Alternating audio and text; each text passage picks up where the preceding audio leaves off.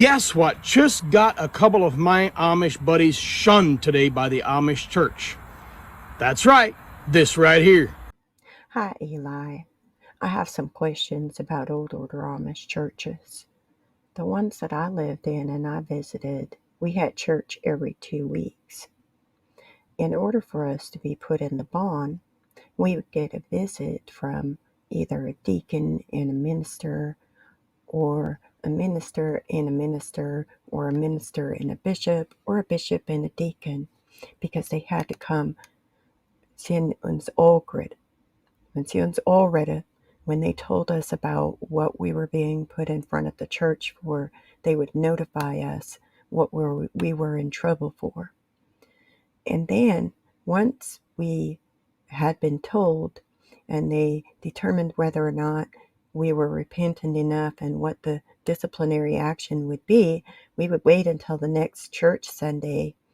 And then, after church services were over, the children would leave the service, and everybody that was unbaptized would also leave the service. And then they would have the person who was in trouble also leave the service.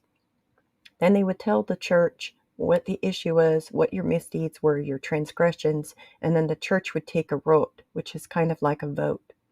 And they would determine whether or not the bond would be appropriate, which would then activate the shunning. So it would have to be on your home church Sunday. So my question is, how do you explain someone being shunned for it when there hasn't been a Sunday between Wednesday when that alert went out and even today still hasn't been a Sunday?